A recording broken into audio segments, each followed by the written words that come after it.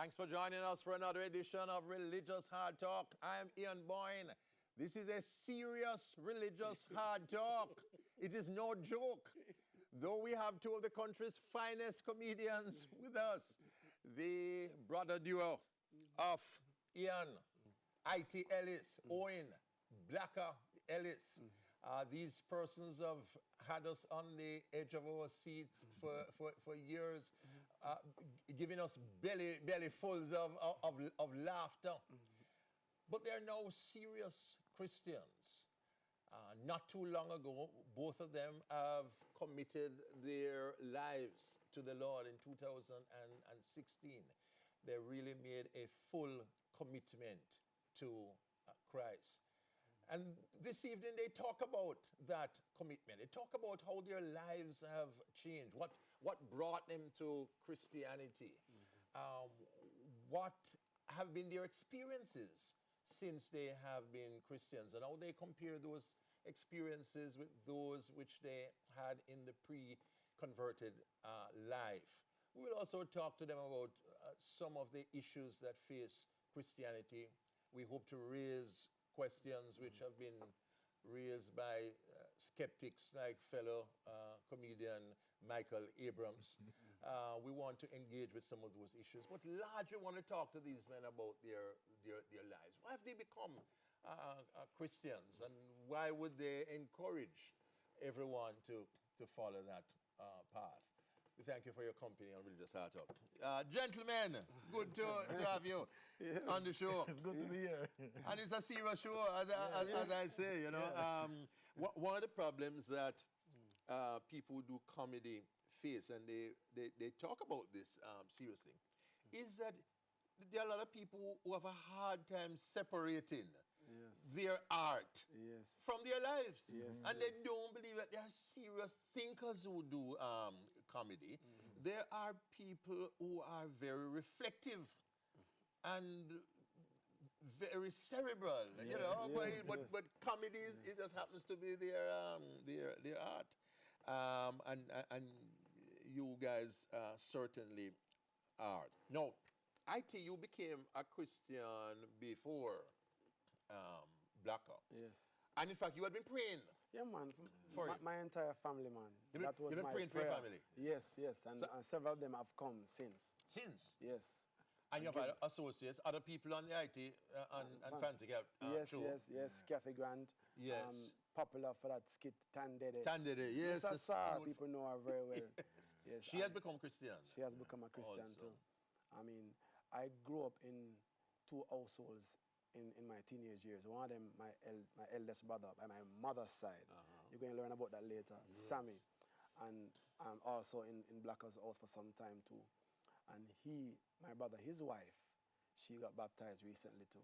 And it was a big, I am so close to them, you know, that when I heard, you know, I just thank God. I said, to God be the glory. Because I was praying for that.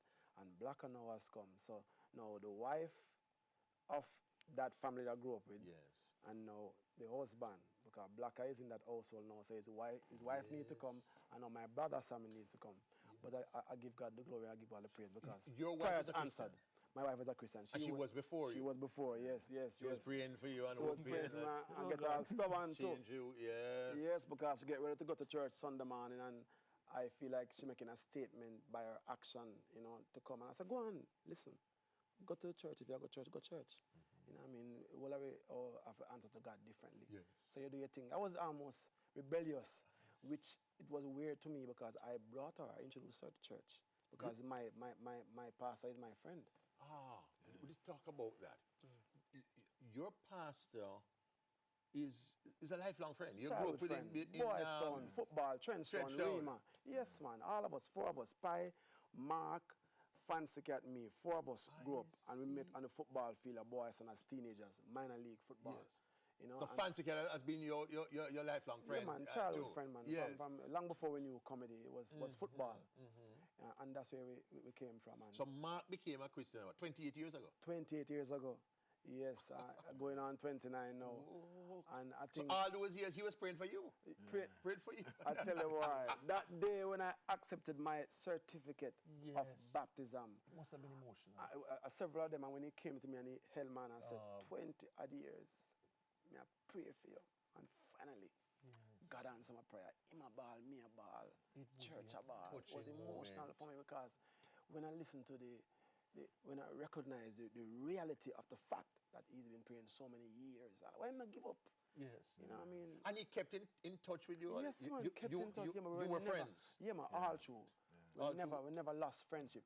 We weren't close every day, I know, though. I know. But, you know, but we never lost friendship, man. And But he was talking to you about Christ and so on, yes, but man. you weren't. Yeah, man, I think, you know, I always think I am the intellectual. I say, okay, now, so Adam and Eve have Cain and Abel. Cain killed Abel. Where Where Cain get get the wife wife from? And there's some You can't answer them yeah, things. you know, and if you can't answer, then the They can't argument- come to you. Yeah, you know. Yeah. And now I have come.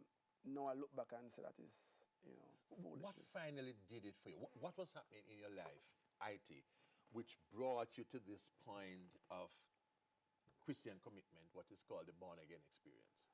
I think I was going to church. I hear the word every Sunday. Well, I don't go every Sunday. But I used to go like first Sunday in the year and Easter Sunday. Oh, 2 times a year. 2 times a year. Two traditional Until I times remember of when I worship. went to church 3 Sundays straight.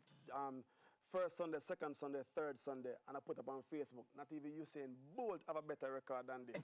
I go church 3 Sundays straight. I'm a It's a big pastor. accomplishment. Yes, man, I celebrated it. I'm a pastor. Remember, he told the church, IT has come for the first time 3 Sundays straight. That was like 2014 or 15 thereabouts. see. You know, so progressively I was beginning to change my relationship with the word because when we go to church, we hear the word. You know, Yes. I think I must say I think my biggest struggle was how I maintained my family life and the stability of my family life and the respect that I needed to sustain for my wife and for marriage and for my children. I have daughters. Yes. I think that was a big challenge for me because So pardon me if I drill down as you probably would expect. So yeah. use a nice euphemism, maintain respect for family life and so on. But you had some doggish behavior. Yeah, man. I Bad mean, out the road. yeah, man. You are doing things out the road. Yeah, man. Because remember, you know, And your my- wife didn't know about it. Yes, But man. I man, think she never patient know. as usual, eh? Yeah, I was Treat thinking you with some. You talk to them and you. I think some me hide my things them well, man. Yes. You know, because one thing I You're respect her well for to known, this day. Yes. I work in a nightclub for a Yes. decade, Asylum Quad. You are Yes, man, every Friday night. I mean, and that was where most of our arguments were centered. The fact that every Friday, so I'm come home early. yes, After work jam starts 7 and I Yes. finish 9. She figures I should be home 9:30. No, Oh. 2 o'clock, 3 o'clock. And that was a history of waywardness. Because I'm in a nightclub, the girl, them, Yes, stay away. yeah, you know, Yes. and them in a long skirt in the club. Yes. You know, So it was. And things, it was a period of time, but not only that was a period of time generally for me where every Friday we quarrel. And whenever, it used to be like a pattern. She get vexed Friday night when I come home, so we don't talk Saturday and Sunday. By about Tuesday, Wednesday, we kind of make up. Yes. And we get a good Thursday. Friday, we vex again. No, so I was Yes, Wednesday with a bit. But you not carry the money that long? Yes, yes, Saturday, man. Sunday. Yeah, man, she's serious. Like, trust me, serious. You know, so. Yes, yes. And I learned, and lies. I piled the lies. You Till pile lies? I piled the lies until, you know, that I couldn't tell any lie anymore. I want to tell her, I'm going to say this on the TV. One of the biggest lies I told her to this day, and when she watching the police, oh, she don't know that. I was coming home one Friday night, and usually as a 2-3, I will never ever make the sun catch me. So you know, sleep out No, I come home. You know, Come home disrespect late, your wife but that way. no sunlight now Not catch catch it. If I'm me. 4:30 No, and I thing, come home. you reach I home. might think that. Yes, yes. And I said, this Friday night, I tell her, say, you know, I was coming home and I wasn't alone, you know. Yes. And I tell her, when I realize it's 5, 6, 8 in the morning, when I get up, put on my clothes to come to my house, I realize, say, this serious now. So I realized, when I tell her, I said, no, I'm a man. I suffer from narcolepsy. Sleep. Everybody who know me won't know say I That's take it. sleep driver. If me have a father- country, yeah, my father sleep. So everybody want me know that. And my wife know that. So she normally caution me. Remember say you just sleep when you come home, so you have to be careful so don't stay out late. So I told her that night, say I was coming home tired. Yes. And I stopped at Unsby police station right as I come by 3 miles there. I told her this story. Yes. That I stopped there because I was sleepy and I reclined the seat and stay. And when I wake up, I was morning. True religious hard talk for the first time you find out the truth. Not go, son. Not like us. But you believe it I'm because. fake news. But I realize the truth is easier to remember. And we'll really set you free. Set the break.